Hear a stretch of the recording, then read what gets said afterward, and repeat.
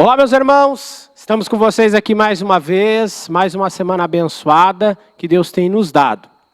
Hoje o nosso tema é daqueles temas que é de várias pessoas, não é uma pessoa apenas que fez a pergunta, que é referente a Raquel.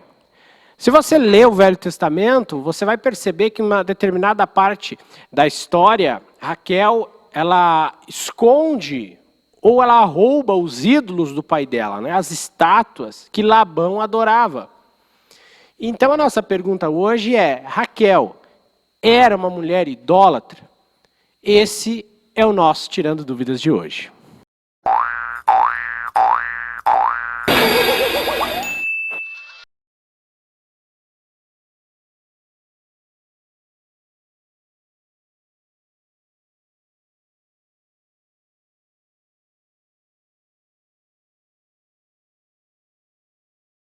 Então, vamos primeiro ler o que está escrito em Gênesis 31, 19, que nos diz assim: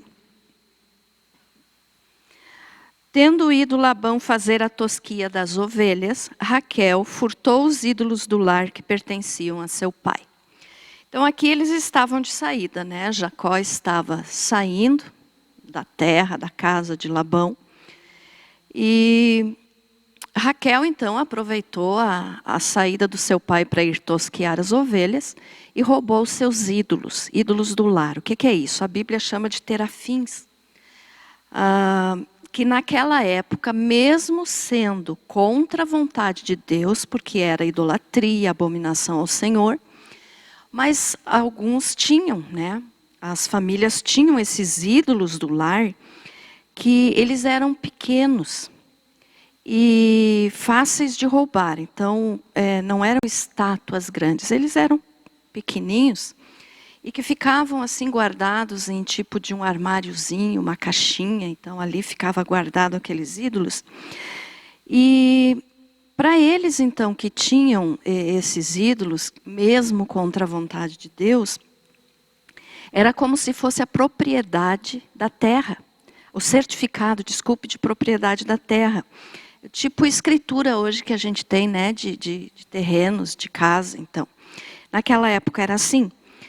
E também esses ídolos, quem tomasse posse desses ídolos, quem pegasse esses ídolos, seria o dono das terras.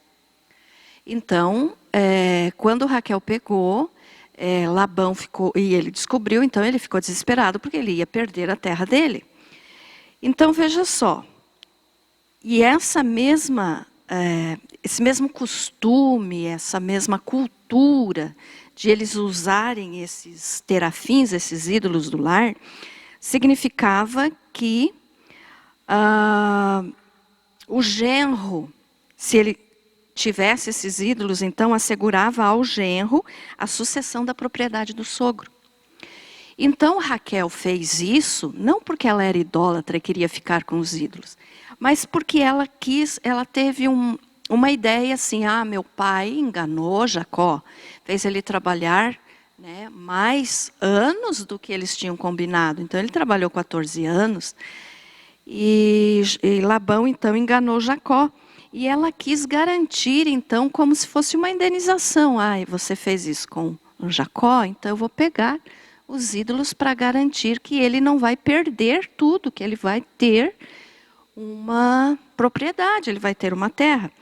E aí então ela roubou esses ídolos, mas na tentativa de uma indenização pelo que o pai dela tinha feito para Jacó.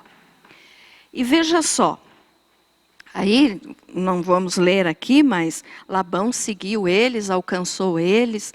E Raquel então escondeu, né, esses ídolos e se assentou em cima. E Labão então procurou por todo lugar das tendas ali e não encontrou, porque ela estava sentada em cima. E ela falou para o pai dela que não ia se levantar, porque ela estava com as regras das mulheres. Então ele não procurou aonde ela estava sentada. E não achou. Mas Jacó não sabia disso, então ele disse assim, que quem fosse encontrado aqueles ídolos que ele não tinha pego, e que se alguém tivesse pego, então essa pessoa iria morrer. E foi o que aconteceu, então, sem ele saber, ele sentenciou Raquel à morte quando nasceu o filho deles, então.